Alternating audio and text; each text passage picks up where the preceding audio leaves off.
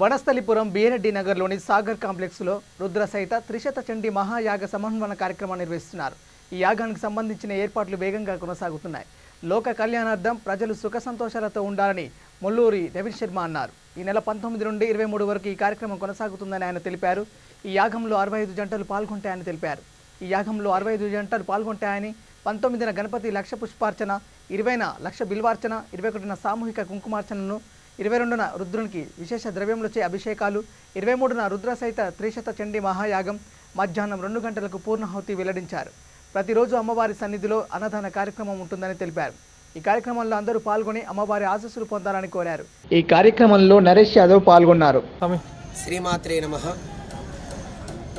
లోక కళ్యాణార్థం సమస్త భక్తజన సౌజన్యం చేత, అమ్మవారి ఆశీస్సుల చేత, గురువుల ప్రేరణ చేత లోకం సుభిక్షంగా ఉండాలని, కరోనా రోగరహిత భారతదేశం తెలంగాణ రాష్ట్రం ఉండాలని చెప్పి కేవలం ఈ రోగబాధ నివారణ కోసమే మేమందరం ఈ నెల 19 నుంచి 23 వరకు రుద్ర సహిత త్రిశత చండీ మహాయాగాన్ని సాగర్ కాంప్లెక్స్ నందు నిర్వహింప సంకల్పించాము.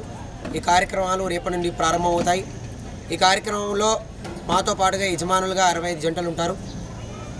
ప్రతినిత్యం ఉదయం ఒకరోజు గణపతి, శివుడు, లక్ష్మి, మహారుద్ర అభిషేకము, శివపార్వతుల కళ్యాణము ఇటువంటి కార్యక్రమాలను పెట్టుకుంటూ నిత్యం కూడా ఉదయము, సాయంత్రము పూజా కార్యక్రమాలు నిర్వహిస్తాము.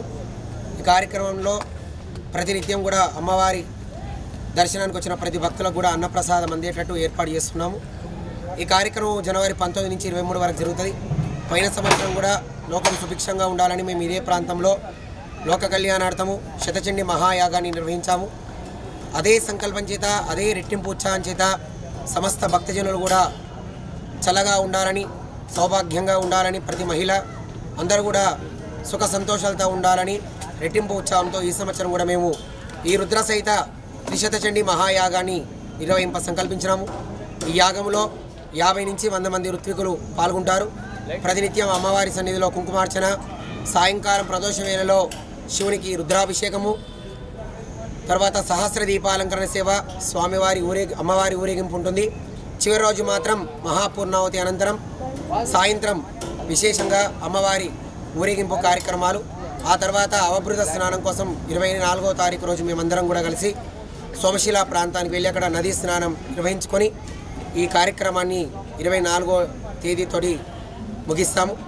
మేము ఈ యాగాన్ని కేవలం లోక కళ్యాణార్థం సమస్త భక్తజనులు సుఖంగా ఉండడం కోసం, రోగబాధ నివారణ కోసం చేస్తున్నాం కనుక మేము నిర్వహించే ఈ యాగంలో మీరందరూ కూడా పాల్గొని ప్రతినిత్యం అమ్మవారిని కూడా దర్శించి తీర్థప్రసాదాలు, అన్నప్రసాదాలు కూడా స్వీకరించి ఆ జగన్మాత యొక్క కృపకు పాత్రలు కావాల్సిందిగా కోరుచున్నాం. జై బోలో జగదంబ విశ్వపాలిని మాతాకి.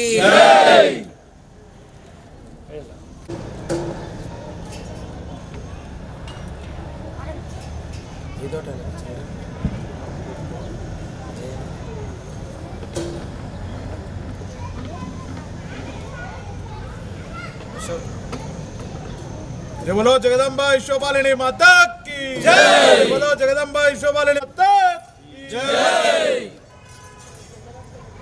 राजा